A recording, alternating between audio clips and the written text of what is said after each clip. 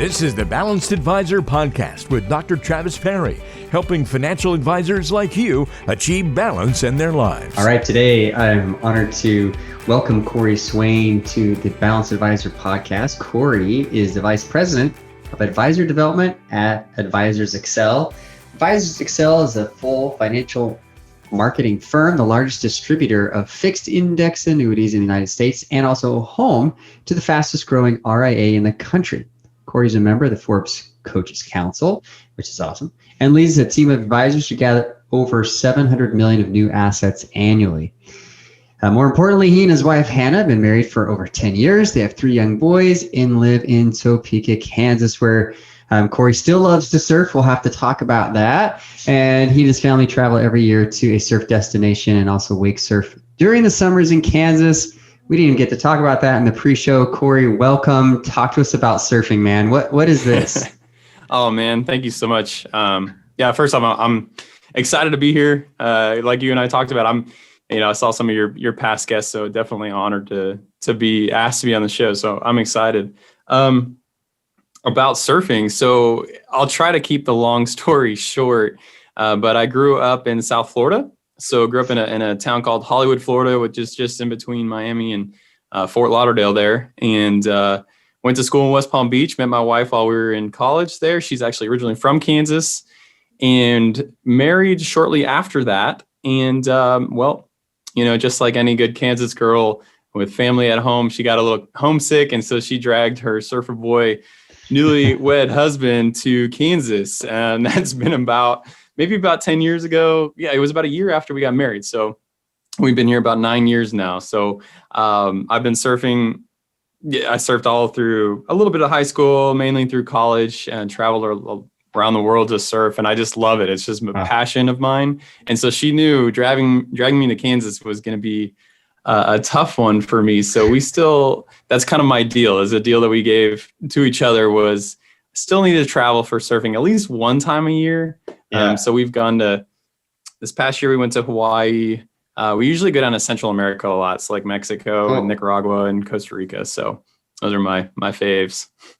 That's awesome. So we didn't even talk about this in the pre-show, but I'm a SoCal guy myself. Grew up surfing Malibu as my point break there. Oh, awesome. I'm goofy footed, so that break is mainly to the right, but it's like, okay, all my friends, regular foot guys, that was the best break. So I made the sacrifice, but Hawaii, we'll be going to, my wife and I will be hitting up Cancun here pretty soon. And I guess on the right breaks and the time of the season, Cozumel is a pretty good place to surf. So yeah, we'll have to chat more about that, my friend. That's awesome. Oh, for sure. 100%. I could chat for hours on that. So I don't know if we want to do it on the podcast. No, but it's not too often I find somebody from Kansas that likes to surf. So I like that you put the wake surf in there. That's doable, right? It makes it worth it. And I'm a mountain biking guy, and I live in the flat plains of Texas. There's some rolling hills.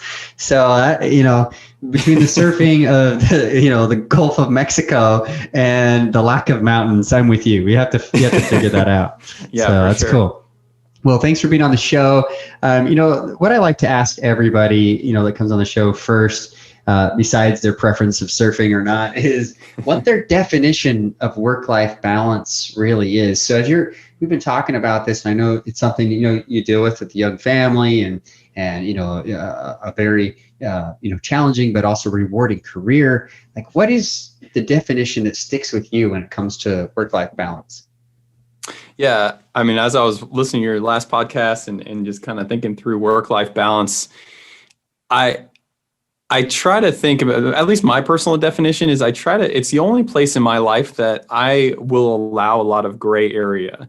And what I mean by gray area is I like to intertwine it as much as I can. The more that my wife is involved with my career, and especially my clients, my advisors that I work with, the more she understands who I'm working with and who we're serving and who we're helping every single day, the more everything just kind of flows. There's way more synergy there. And then she can understand that when I'm having conversations about clients are, Chad or Brad or Mary or whoever I'm talking with, she understands who that person is. She knows their husbands and wives and their families. And so the more I can intertwine my family life and my home life with my work life and have a little bit more gray area there, it just seems to be a little bit better of a balance for me, rather than trying to separate it and just keeping things, more of a black line where, no, we don't talk about work at home, or I don't talk about family at work. I try to intertwine that a little bit. And that also goes for my team too.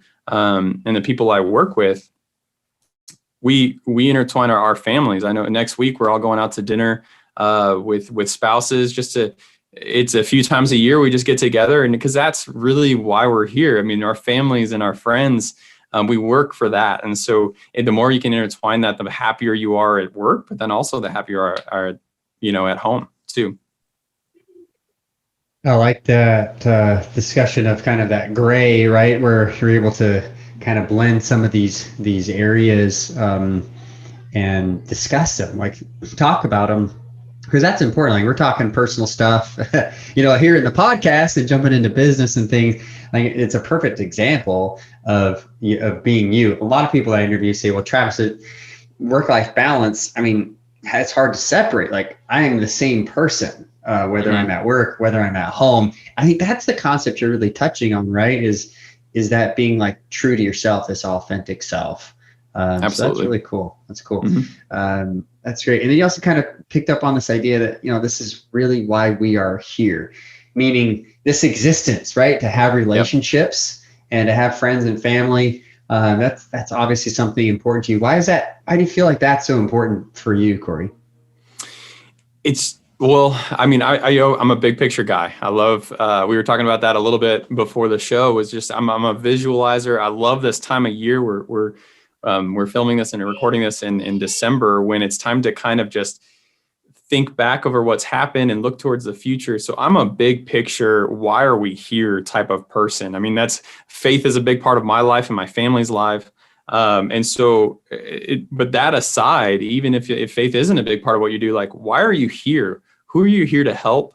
And when you have a bigger purpose, and what are you actually trying to do, it gives you a little bit more clarity around why you show up to work, and it gives you a lot of clarity when you're setting goals, because once again, I'm a big goal setter too.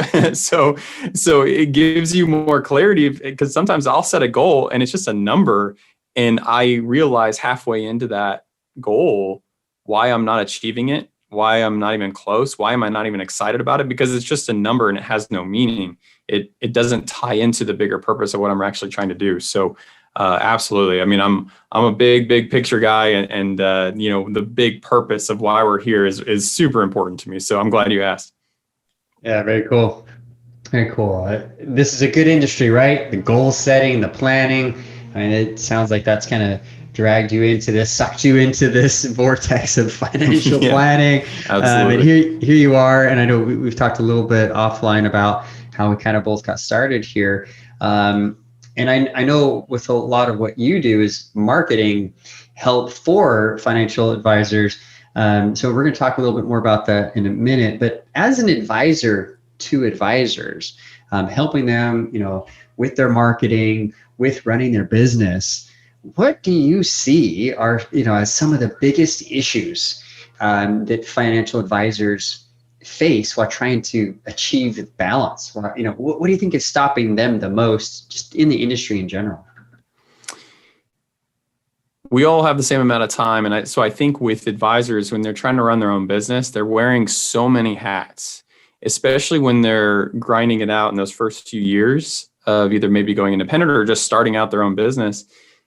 Those first few years, you're wearing all the hats. You're making the coffee, and as well as you're meeting in front of clients, and then you're also pushing the money through, and then all that back office stuff too. And then as you hire, you start to offload a little bit of that.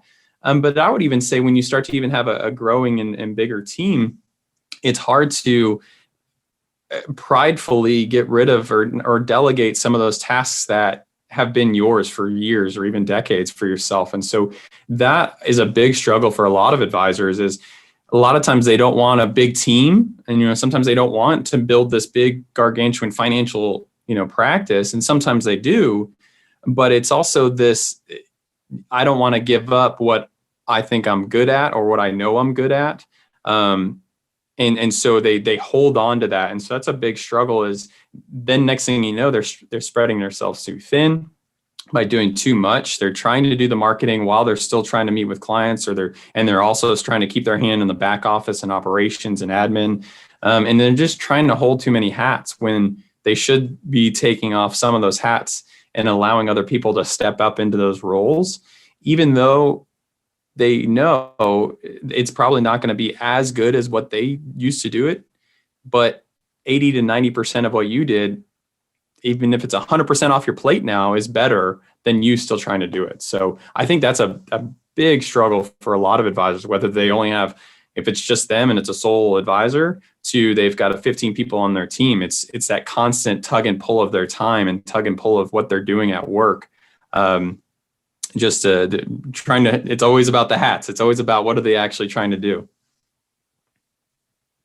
Really good points. Yeah, the hats or the spinning plates, whatever it is, whatever, the different types of shoes, like it's spreading yourself too thin regardless. I really touch on this point in a lot of other interviews that I've had, so I'd love to get your perspective on this because you brought it up. Delegation. Mm-hmm. You're a financial advisor who has a practice, or you're a business owner because you know how to delegate, get out of the way, focus on the things you do well, and allow that business to scale. What do you think is the biggest issue? Is it because they're hanging on to something that they've done for a very long time? Is it ego? Like, I'm the only one that can do it this way, yet there's like thousands of financial advisors out there and bear planners. Like, is it really, naivete? What do you think it is for most advisors that are unable to let go? Like, if they've been doing all the marketing and you're now coming in to help them do that marketing and help them plan it out, what have you seen as like, yeah, that's the number one thing that they have a struggle with, and that this is why? Mm-hmm. I'd say it's two parts. It's two stages of advisors. I would say the advisors that maybe have one or two people on staff, or even just themselves, I would kind of group them together to where their struggle is actually the fear of hiring. It's that fear of taking on risk of another salaried employee, or I need to be responsible for that person and I need to provide benefits. And how can I be a good employer to that person when there's only 2 or 3 of us in this business? And so they have a lot of worries with hiring, just in general. How can they actually provide that? And in payroll, bookkeeping, accounting, it's like, and a lot of advisors, to be frank, a lot of them, their financials are not in 100% order. I mean, not all of our financials are in 100% order. So they're kind of worried about just how do they support that staff that they could hire. And so I'd say that group is worried about more so those first few hires to grow the team. And then I would also, then the second group, the ones that actually have hired, and they do have a good maybe 4 or 5, 6 people on their team, you start to see the freedom, and then they're actually hiring quick because now they see the benefit and they see, oh my goodness, if I hire an A+ player that is just crushing it and doing way more than I ever expected, I need to hire another one. And they kind of get on this hire, and grow and scale and grow and scale. They will hit a mark where I've seen where they need to find out what is their vital few. Darren Hardy talks about vital few a lot. What are your vital few? What are those 2 or 3 things that if you just did them every single day and delegated every single other piece of your business, that's really how you're going to grow and scale faster. And so they start to struggle with management, leadership, and then, it's taking away that, like you said, that pride of, well, I sit in front of clients. I'm the top sales guy. I'm the guy that helps people. But then they start to realize, like, ooh, if I really want to hit that next level, I have to step away from that. And I need to start actually just focusing on marketing and just focus on leadership, leading my team. So, and that that point in time is where they'll start to struggle, because they've figured out like, oh man, I can get all this other stuff off my plate. Oh, but now trying to take away my clients, or taking away my marketing, or taking away that thing that I'm super really good at, that I don't know the answer on that one, but I know a lot of advisors that I work with struggle with there when they start to build out a leadership team, or they start to build out that board of directors in their office. It's a tough move for them to step away from that. Yeah, and I can see it so many times as I'm helping my own clients. But as they delegate, I had literally one of my best clients this year. He does 200 financial plans a year. Mm-hmm. And he did all of the prep work himself. All 200 plans. And Superman. Yeah, and that's the thing. I'm like, dude, what are you doing? He's like, well, I never made it home. I was home like 3 times a month. And, I finally was able to help him get over this fear. And I think there is a fear. I think you mentioned, like, it's a fear of hiring. It's a fear of hiring the wrong people. I helped another one of my clients actually go through that process to hire the right person. She had to fire and let somebody else go because it just wasn't working out, right? And that's the experience that a lot of people have. Is like, well, that didn't work out. I've tried that before. But there is something to, again, finding the right person, training them, getting them up to speed. It takes a lot of time. I'm literally, right before this podcast, was training one of my assistants, and like it takes some time. Like, I've been doing this for years. You're a bit better at it, I promise. Like, you're gonna stink at it for the first few hundred times, but you're gonna get better. So I totally agree with Darren Hardy. What's your vital few? I call this your sweet spot. What is your sweet spot? What are your 3 to 5 things that if you could just do that and nothing else, you would do? And that's going to help you grow and scale faster. So you just have to decide, is that fear of whatever, hiring, delegating, letting go, that somebody's going to screw it up, lose a client? Is that fear keeping you from scaling so you can help hundreds, dozens, more? So I like the way you put that, as just kind of, putting the finger on that fear. What do you see as an issue, maybe as you're helping advisors, just kind of general in the industry, that advisors struggle with, maybe here in 2020, with everything that's changed? Everybody's working from home, working virtual.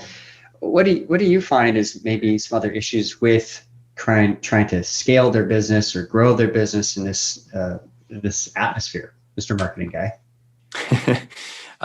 In 2020, a lot of things have changed. You and I were talking about that a little bit, but from a marketing perspective, it has changed a lot. And it's for the better of our industry, I believe, but it also has been a big struggle for a lot of my clients, but then also just our financial advisors in general. Most financial advisors relied on maybe 1 or 2 solid marketing funnels for the last 10 years, maybe, if they've been in this industry for that long, 10, 20 years. And most of the time it's in-person style direct response marketing, whether that's classes or dinner seminars, or even just, regular seminars, or just some sort of in-person marketing, speaking at events and things like that. And 2020 comes around, you can't get in front of people face to face. So what is that flip? And so the advisors that have already made that change to go more digital and do more digital marketing have succeeded and done really well this year. But I really the biggest thing, because a lot of advisors have made that flip and they've done a really good job of instantly going virtual and doing Zoom appointments and doing webinars and doing more marketing to the masses on social media. The issue has come because a lot of them had success right off the bat in March, April. They had a lot of success with webinars, doing Facebook ads and Google ads to try to fill up these webinars. And they had a lot of success. And then it started to taper off. And what I've noticed, it's the advisors that really engaged social media, and social being the really big part of that, because they're used to stroking a check to a mail house or stroking a check to a digital marketing agency to fill up the webinar or fill up that workshop or fill up the class. And with true social marketing and social and digital marketing, you have to be involved on the platform. You have to give back. You have to give value. You can't just buy some ads. You can't just buy buy your way in. That'll work for a little while. I'm not saying that it doesn't work, because most of my clients are doing it. It's just the advisors that I think will be able to do this long term are engaging on the platform, are giving back, are providing content, podcasts and videos, and even online classes and things like that. The more that they engage with that platform, the better that they've become. But the advisors that haven't truly evolved, they just kind of flipped from writing a check to the mail house. Now they're writing a check to the digital marketing agency. I just don't see it as a long-term flip. So I think that's really been the big struggle industry-wide in 2020. Yeah, this flip is big, because if you're not used to doing this online, virtually, there's a learning curve here. So do you think that with this flip, with all the switch of doing the marketing this way, that it's caused a shift in work-life balance, where you think, oh, working from home is going to be great. I'm going to do all these cool things. I get to see my family more. And as you just mentioned earlier, that there's gray areas. I can, be with my family, then I can be at work. But you're laughing. But what do you think actually has happened with work-life balance because of these shifts?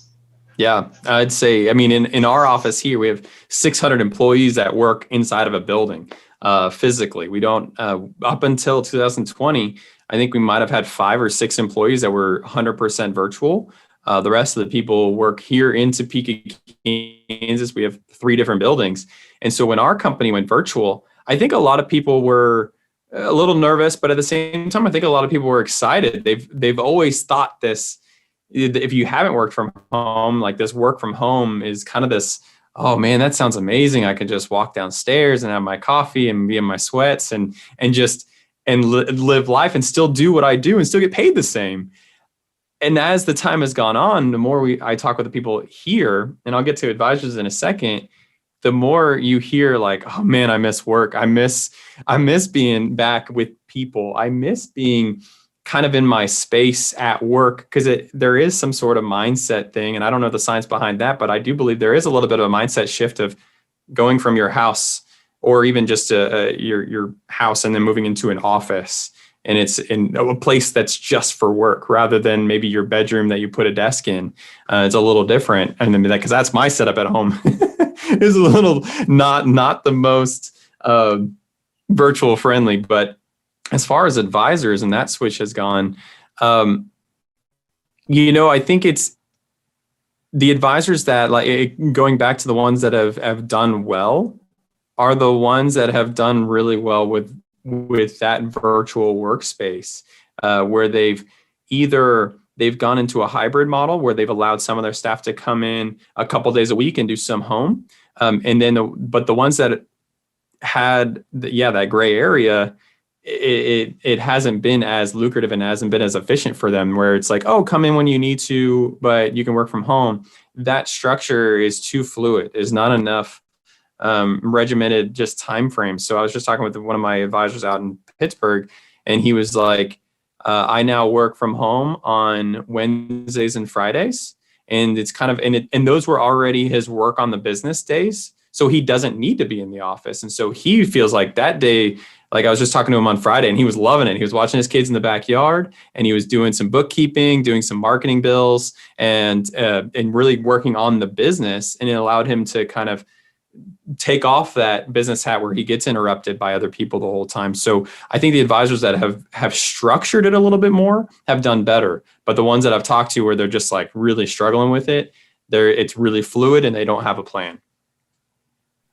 Yeah, like this is the last few weeks of me putting out content is like, all right, guys, you got to have a structure. I mean, I'm working from home. I have a little office here. I had an office in town. I made the move to come back before COVID shut us all down anyway. But I've been doing this for years, like kind of back and forth. Mm-hmm. So doing this full time, I knew what to do.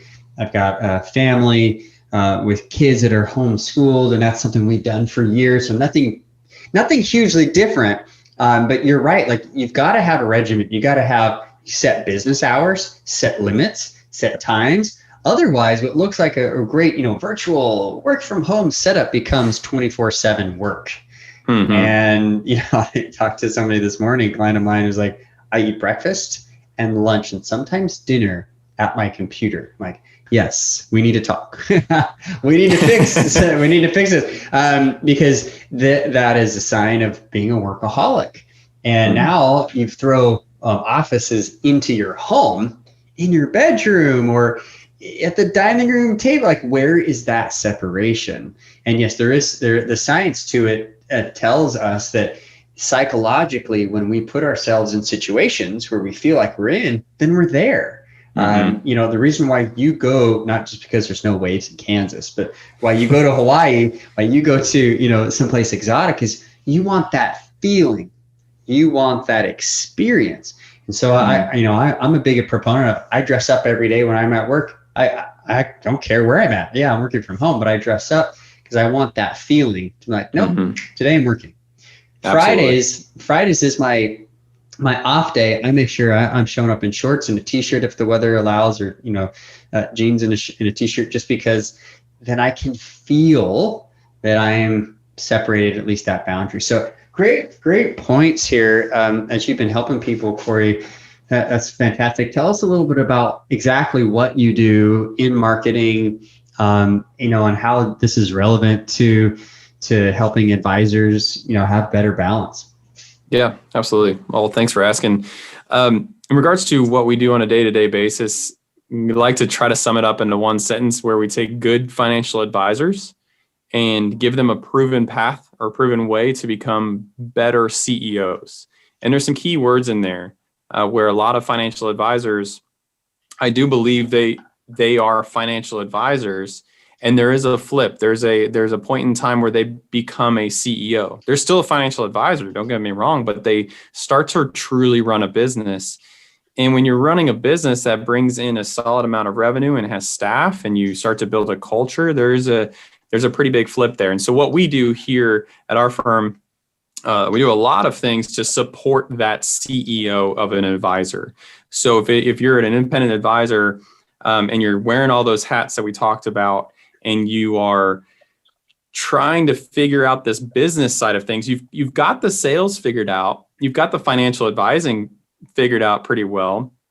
And a lot of times with this, what I've learned in my decade of being in this industry is the financial advising side of things, not to put it too bluntly, but that's actually the easy part of portfolios and funds and the 60-40 blends and all that stuff is actually the easy part of this business and this industry. The hard part is the staff, is the day-to-day, is what is the next marketing funnel that's working? How do I get in front of people? How do we get referrals? I don't want to ask for referrals. That's awkward. How do I get referrals? Like all those other things about this business. And the truly successful advisors in this industry are the ones that are really running a business. They're figuring out all the extra stuff, the marketing and all that stuff. So we are a marketing firm first. I'd say that's where we focus a lot of our time, because that's how we all grow is to get in front of people. So if our advisors grow, we grow with them. So the more we're staying in front of them, the more we evolve in our marketing. That's a big part of what we do here. But I'd say also the main focus for us is taking those good advisors. They're already good at what they do. They know how to provide service to their clients. And how do we get them in front of more people so they can really run a true business? That's really great. Help the good become great, right? I mean, that's really what you guys are doing there. So I appreciate your insight. If they could do one thing, this is totally unscripted. If advisors could do one thing in 2021, like 2020, we're wrapping up, right? We're already starting to look at, okay, vacation next week, go to Hawaii for Christmas or whatever it is. If we could look at 2021 and say, this is one thing we ought to do differently in your practice to just knock it out of the park for your marketing, for your firm, what is that? One thing, that's a tough one. Put me on the spot. So, I think the last few weeks, this has really come up in conversation a lot with friends of mine and other marketers and also with advisors. The more social and the more virtual we get in this industry, but then also just in life, transparency is a big deal. And so I believe the more authentic you can be and the more real you can be virtually, the more you're going to succeed, because people are going to really see who you are as a person. I think it goes back to their very first conversation and question, which is, what's work-life balance? Well, the more authentic and the more your clients see who you are, the more you're inviting them to be a part of your family and your service. And if you're truly there as a financial advisor to help them, because I do believe you're not just helping them with finances. Your finances really are just the top. They're the first thing that affects everything else. So you're really helping their lives. And so the more authentic you can be, and it's just this authenticity, it's that word that it just keeps coming up recently, where if you can be more authentic, how can you be more authentic? Whether that is on social platforms or if that's through Zoom calls, and how your team could be more authentic, and how people can see that you're just real people that are just trying to help other people. You're trying to help your retirees or pre-retirees or people that have been laid off, or whatever your niche is. If they can see you as a person and that you're really just trying to truly help them, sales, this whole like selling financial services, it's not even a question anymore. It's just, they already see that, they trust you. And that's the biggest thing. So authenticity, if you could be more authentic, the more you can. Don't try to automate everything. That's a really big thing for me. I know you want to automate. That's how we scale. And I don't want to go on this rant for too long, but the more authentic you can be, as much as you can, while still running a good, efficient business, that's how you're going to be successful. I love that. Thanks for being real. It's great. We started on, this Kansas surfer boy talking to the California surfer boy, who's stuck in Texas, stuck in Kansas. You were talking about real life, real personable things, and we're ending that way. I mean, it says a lot about you, Cory, what you do and how you help people. If you could send advisors one place, if they want to contact you, I've got some links here in the show notes that we'll provide, but where would you say, hey, this is the best place to hit you up? For sure. I'm constantly putting out value in my authentic self through video and posts and things like that. So a couple places, my website is theprovenway.com. So if you just www.theprovenway.com, and then also on LinkedIn. So just find me on LinkedIn, just Cory Swain. If you search that, you'll find me putting a lot of content out there. So those are pretty much the two places I hang out the most. Just go to the website. I get there's a lot of value on there. There's some online classes, some digital marketing stuff that you can log into, and everything's free. I don't, you don't have to pay for anything there. So, but then, message me on LinkedIn if you have any questions or like to talk. Very cool. Yeah, I see that you have some free classes on theprovenway.com/classes. So we'll put that in the show notes. Definitely go there, guys, if you're interested in following Cory, connect with him. And thanks again, Cory, for being on the show. It was a pleasure to interview you and just spend some time hanging out with your authentic self. Thank you. Thanks for telling.